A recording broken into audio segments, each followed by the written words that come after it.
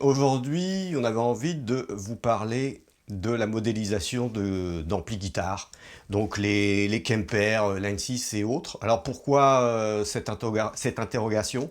De mon côté, j'ai vu deux vidéos qui ont attiré mon attention. La première, c'était un live de Yes avec un son qui était quand même assez sympa, et de voir vraiment des pointures, tu vois, qui utilisent des Kemper, ça a attiré mon attention. Mais en même temps, qu'est-ce qui t'a, comment dire, attiré l'oreille, quoi? Je trouvais que c'était, si tu veux, plutôt pas mal en termes de rendu. Puis c'était souple, il passait d'un son à un autre, tout ça, en fonction du morceau. Donc ça, c'était positif. Avec un petit manque, mais qui était très léger. Je pense que tout le monde y voyait que du feu. Donc ça, c'est quand même... Voilà, c'est quand même un indicateur. Et puis, autre indicateur, chez nos confrères Anderton TV, là, le magasin de musique Anderton, Monsieur Christophe Kemper himself est venu parler pendant au moins 3/4 d'heure, 1 heure de tout son parcours voilà, dans l'univers. So what? Donc, so what? Je me suis souvenu que toi, tu avais un Kemper, là, donc tu peux nous dire qu'est-ce que c'est, pourquoi tu l'as acheté? Moi, la première raison pour laquelle je l'ai acheté, c'est surtout éviter de mettre un micro. Parce que moi, l'acoustique de là où je travaille, on va dire mon home studio, avec plein de guillemets, en fait, n'est pas très bon au niveau acoustique. Déjà, j'ai des soucis avec les voix et les guitares acoustiques. Donc les guitares électriques, je voulais pas en plus m'emmerder, mettre une couche de plus. Donc voilà, donc j'ai trouvé ça génial. Et en fait, direct dans la carte son et roule ma poule, quoi. D'accord, donc toi tu t'en sers pour l'enregistrement. Voilà. D'accord. Tu fais pas de scène, pas de répétition de groupe, etc. Non. Ok. Moi, c'est vrai que de mon côté, je suis assez accroché finalement à avoir deux amplis à lampe. Mais après avoir eu aussi un parcours comme le tien, j'ai beaucoup enregistré avec notamment à l'époque du matos de chez Line 6. Ouais. Donc d'abord le petit haricot, puis après je crois qu'il s'appelait le Pod XT Live. Enfin, Pod XT, et bon, ça évolue encore aujourd'hui avec la gamme LX, etc. Donc franchement, c'est de mieux en mieux et tout. Mais je me suis aperçu que finalement, j'avais plus envie de jouer comme ça pour m'amuser ou m'entraîner.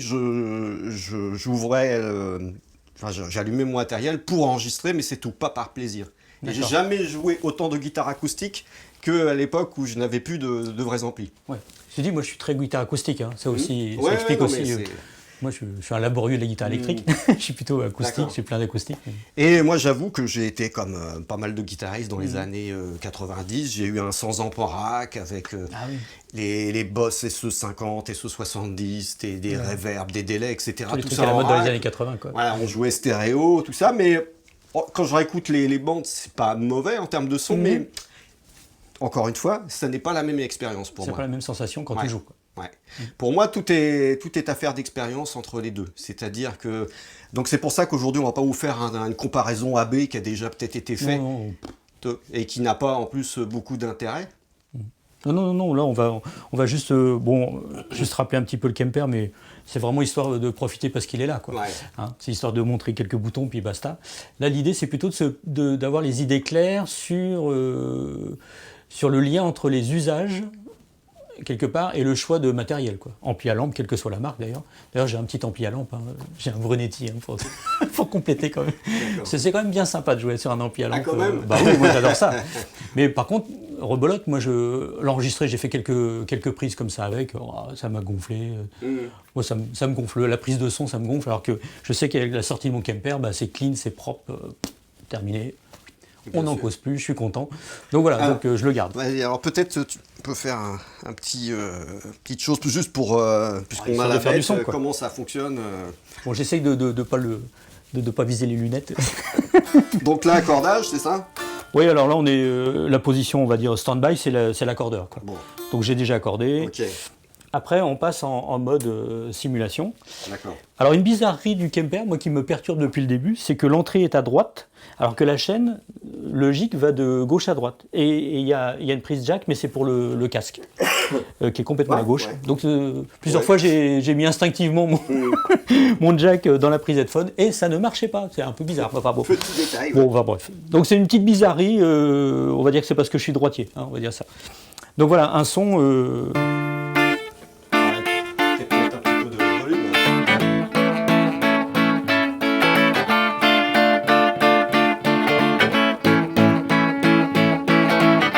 Donc ça, c'est du son clean, entre guillemets passe-partout, un bon ampli à lampe son clean. Là, je mets pas le micro trop fort pour que surtout que ça attaque pas. Voilà. Et après, moi, ça me permet, une fois enregistré, de mettre tous les effets que je veux sous forme logicielle. Enfin, ça, tout le monde connaît. Ouais, puis t'en as aussi là-dedans, je suppose. Alors là, il y en a aussi là-dedans, mais je les utilise quasiment jamais, moi, puisque c'est pas ça qui m'intéresse.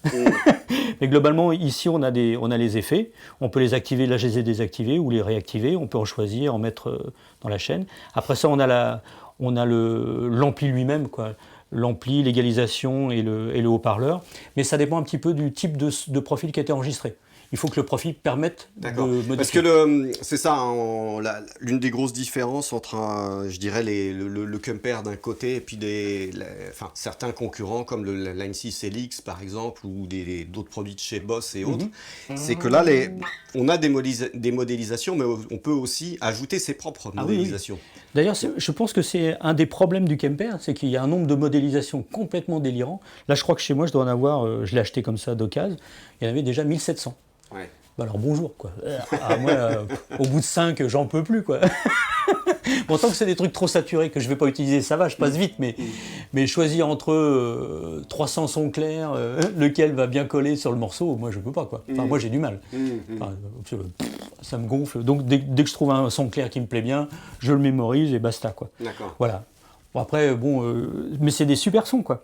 Et c'est ça la limite par rapport au Line 6 qui, par exemple, lui a des modélisations bien typées, très caractéristiques de chaque modèle, type Marshall ou Fender ou autre. Mais c'est des trucs usines, quoi. C'est ça, hein, si j'ai bien compris. Oui, mais que tu peux quand même les modifier. On peut les modifier. Il faut avoir un petit peu une bonne compréhension de ce qu'est je dirais, le matériel original, comment il doit être réglé, tout ça, évidemment.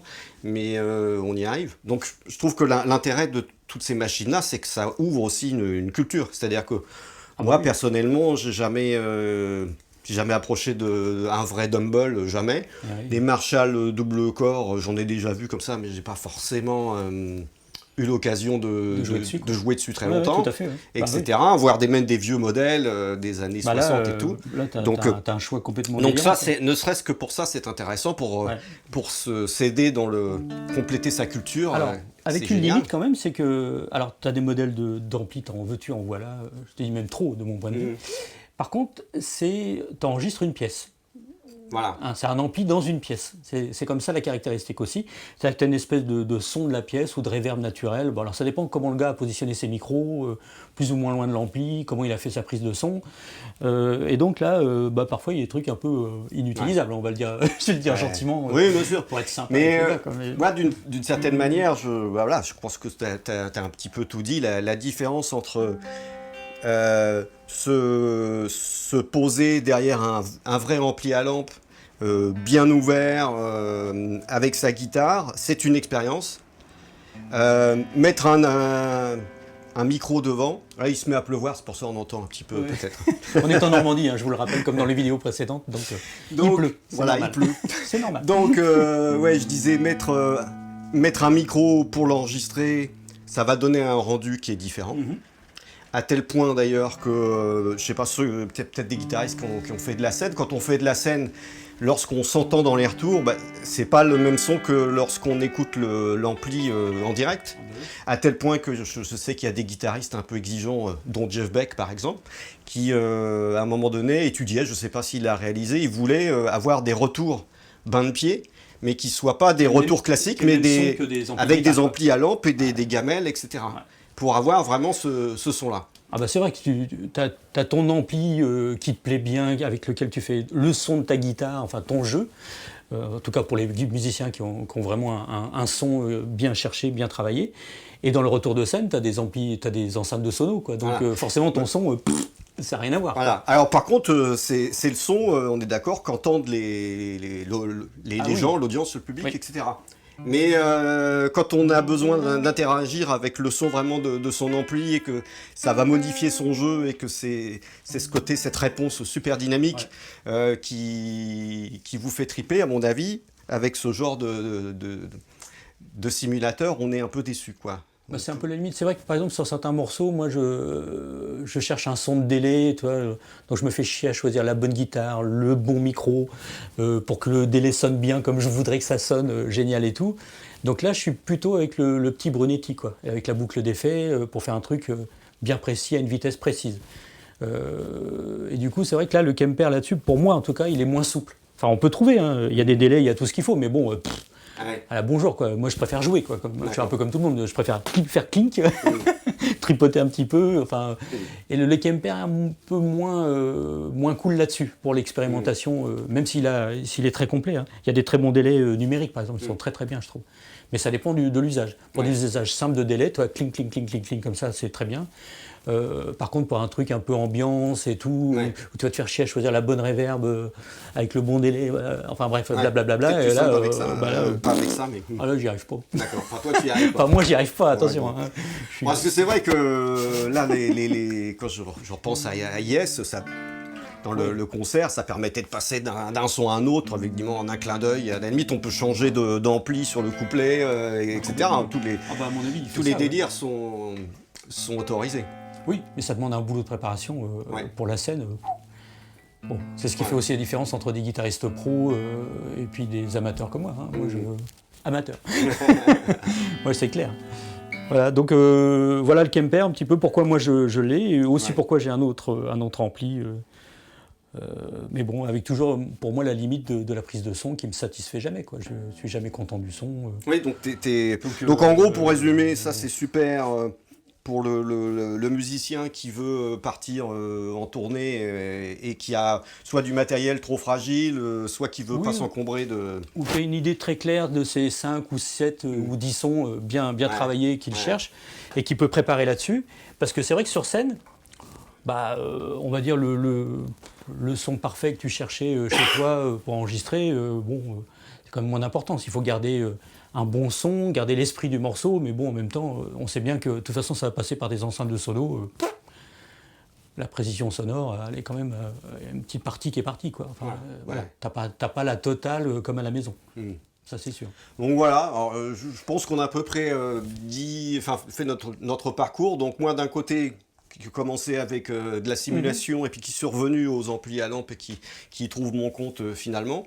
Mais c'est vrai qu'à l'enregistrement, je suis d'accord. Entre ça et des vrais amplis, c'est pas une fois tout mixé, c'est pas forcément évident de détecter la différence aujourd'hui. Je dis bien aujourd'hui avec les dernières technologies. Mais voilà, pour moi, c'est pas la même expérience d'avoir ça dans une sono ou un système de monitoring et d'un autre côté d'avoir un ou deux amplis à lampe. Oui, c'est ça, mais moi j'ai travaillé pendant des années au casque et ça m'arrive encore très souvent. Ça c'est génial, quoi. Je veux dire, et puis même chose pour travailler, il faut travailler avec des enceintes de type monitoring, type home studio. C'est pas la même chose qu'un ampli, mais moi je suis très vite agressé par les sons d'ampli. Moi je supporte très peu la puissance, à 1 mètre d'un ampli. En fait, même si j'aime bien le son, c'est un peu too much, quoi. Je joue pas longtemps, quoi. Au bout de 10 minutes, j'ai la tête comme une calebasse. Je suis mort, quoi. Avec le monitoring, alors le son est pas le même, hein, on est d'accord, mais je sais que par contre, ça sera exactement ce que j'aurais enregistré. Tu ne seras pas déçu. Puisque c'est déjà... What you hear is what you get. Parce que là, on est d'accord, tu peux choisir aussi le type de micro, etc., comme chez Line 6. Alors ça dépend, non, pas toujours, ça dépend des profils en fait. D'accord. Il y a certains profils qui sont enregistrés, tu as un seul son, et souvent tu as des gars qui font des simulations avec plusieurs niveaux d'ampli. Tu sais, toi qui aimes bien le sweet spot là, de ton ampli à lampe, que quand il est chauffé, avec ses petites lampes et tout, et qu'il faut être à 3,5, 4, pas plus. Tu vois. Là, il y a des gars qui font à 3, qui font à 4, à 5, qui changent un peu le volume, et tu as plus ou moins de crunch en fonction des amplis, et ils enregistrent plusieurs profils. Mais tu n'as pas forcément le choix du micro. C'est ça. Et puis là, tu sais même pas quel micro il a utilisé. J'imagine rien ne t'empêche de connecter ça à un vrai ampli à lampe aussi ou je suppose, ouais. Bon, à faire. J'ai jamais essayé. Ouais.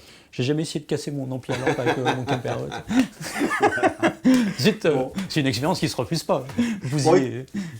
Je pense qu'on a à peu près tout dit, un peu notre expérience. Ce sont des choses qu'on ne peut pas ressentir, quoi. Encore une fois, si vous voyez une démo et que vous faites une comparaison AB, vous aurez le son d'un ampli enregistré, puis le son d'un ampli enregistré. D'un ampli enregistré modélisé. Donc, oui, mais voilà. En fait, c'est un peu ridicule. Moi, je dis ça, je suis un petit peu pied dans le plat, mais comparer, une fois que c'est mis sur YouTube, de toute façon, c'est 2 amplis enregistrés. Voilà.